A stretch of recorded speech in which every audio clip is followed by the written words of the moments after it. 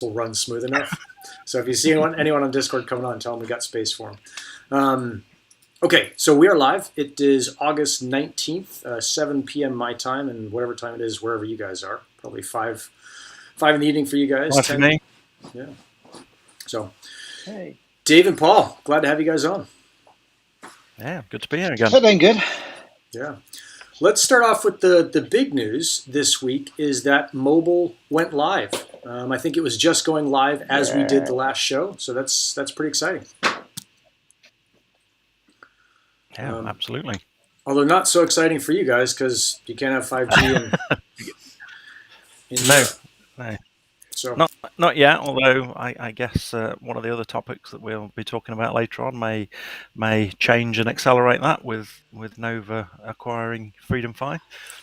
So yeah, I guess there may be some moves to introduce it to the rest of the world, which will be good. Yeah.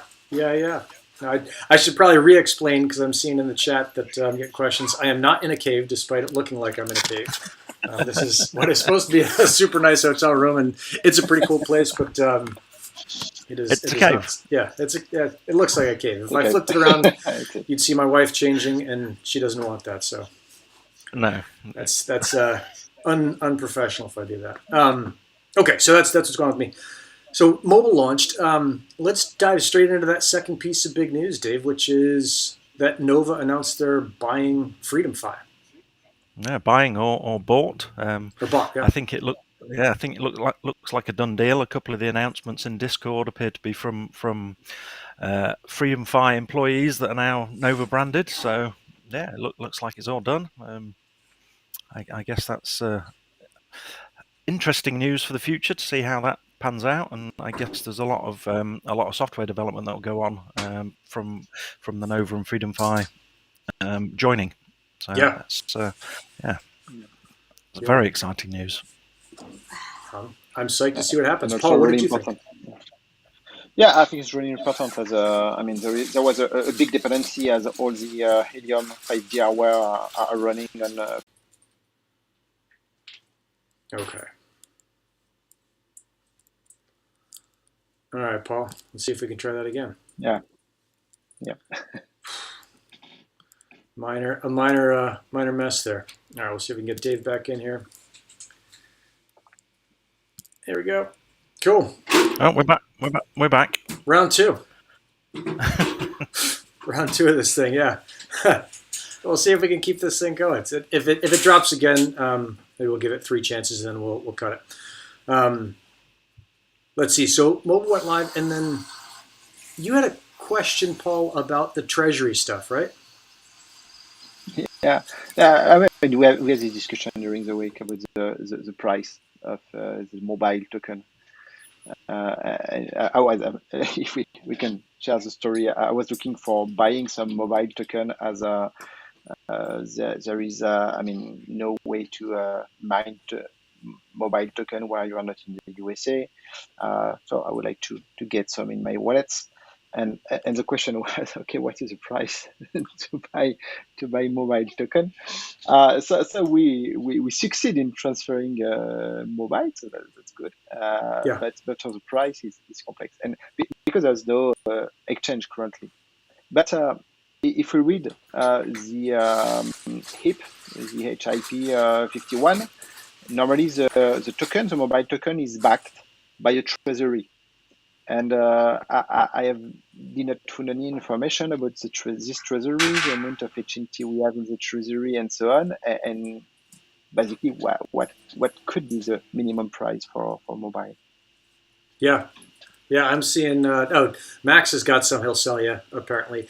So I think I took care of that, Max. So I'm seeing a lot of the stuff is what is mobile going to be worth? Is it going to be, I've seen it in the Telegram groups trading as high as $0.008. And who knows if it's gone less or more. But I don't think I'm going to sell mine for right now. I just, I think Neil mentioned that 0.0008 or something was around where it was at. He was trying to figure out how many dollars worth of mobile he'd accumulated from his share in his 5G hotspot. I think he did band around some crazy numbers, but I don't think they were accurate, so I'll not share those. Yeah. I mean, I know that the mobile radios I've got are generating what seem like a lot of tokens. It's the same for every indoor radio. It's, what is it, 25,000 a day now, and for outdoor radios, it's probably double that, 50,000, because it's 2x. But who knows? And hopefully, like network good. Yeah. We need to notice that the number of mobile tokens that will be delivered this year, the first year, is about 4,000 times the number of Ashinti that is generated. So, I mean, we could use this divider as a good idea. So the price you indicated is quite important. So there is already some speculation on it. Significant. But, significant speculation going on. So I don't know. I get asked all the time, what's it worth? I don't think anyone knows, and it's worth what you're willing to pay for it. So hopefully, absolutely. As with everything, but it's all over the counter, off the chain rather at the moment, isn't it? So not off the chain, but the price agreements will be between buyer and seller at the moment, rather than through any exchange or treasury. So if you're selling, get what you can for it, basically. Yep. And I'd also encourage, and this may be a not popular position, but I'd say if you have a 5G unit and you're making your 25,000 a day, is take some small percentage of that one time and just give it to people who don't have 5G for whatever reason. Ideally, they're outside the U.S., so there's no other way for them to get it, and just give them a little bit. I think that's kind of the right thing to do right now. It's not a big deal. I don't think it's a big deal. Maybe you make an agreement with them that, if it goes to $1, you get some of it back. But I think that's probably the kind of coolest way that we can act as a community right now, is that those of us in the U.S. with 5G radios who have them, you've got so much, find someone who's not in the U.S. and give a little bit of it away. So that's my exhortation for today. I did see that. Go ahead. Yeah, and you've already done that, so you're leading by example. Yeah, and I think I think it's the right thing to do. I saw that there was a spectrum access issue, and right away, like, there's a spectrum access outage, and it looked like kind of a too much, too fast issue.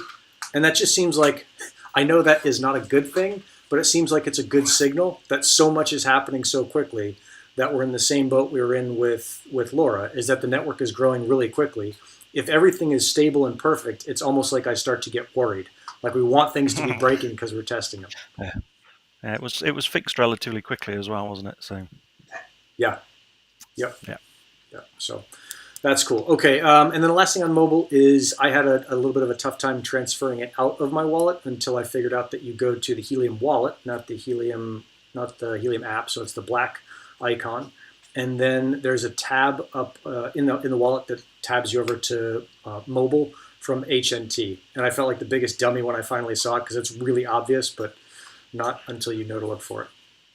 So yeah, you can totally transfer mobile. And I'd cruise through and see what you can transfer out. Okay, let's talk about HiveMapper. Dave, you're super psyched on HiveMapper. Absolutely, yeah. I think they made an announcement yesterday, didn't they, that they're using Helium for location data, and they shared some screenshots of what they're doing. I think we've discussed in private that I was really interested in the HiveMapper project when it was presented at Helium House, and it seems a great thing to be getting involved with. I'm a little bit skeptical about it at the moment because it's moving a little bit slowly, as all these things do. There have been delays.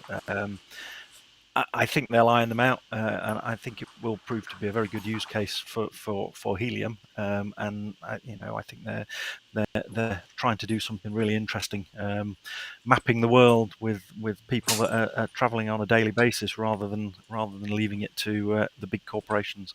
I think it is quite exciting. I bailed a couple of days ago through some communication issues, but I'm sure in a few weeks' time or a few months' time, when everything goes live and people are earning from it, I should be kicking myself. But you got to move on. You can always buy back in. You can always buy back. Yeah, absolutely. Yeah, absolutely. Yeah, I think it's a neat thing, and it's just one more thing that is using Helium, and it's going to be using those data credits and working through that. And so I think that right there is kind of good enough for me to say let's continue investigating it and supporting it. And guys, do you have Hive Mapper? Did you try it?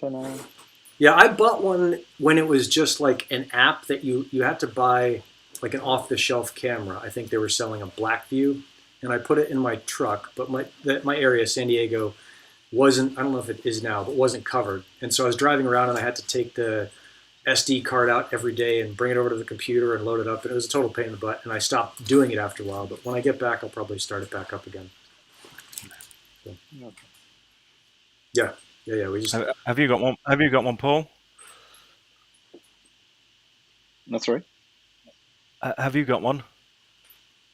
No. I didn't get one. I was looking today at the dashcam device, which is not really expensive, and so I'm looking for some feedback before investing. Yeah, it looks cool, by the way.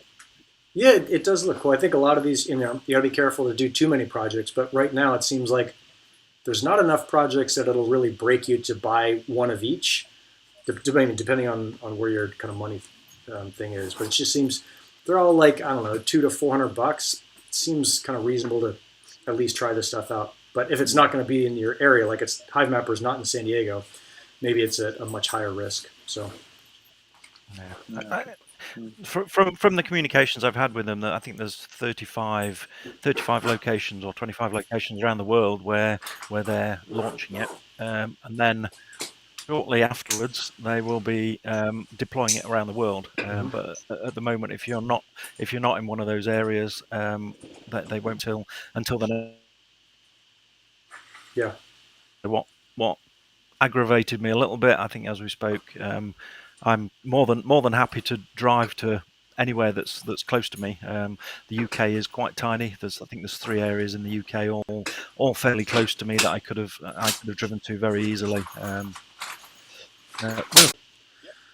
also saw, and I think I want to start making this a little bit more, I don't know, formal on State of the Network, but kind of going through some of the Helium announcements and cherry picking the ones that I think are really cool, is that in the last week or two, there's been a couple new user announcements.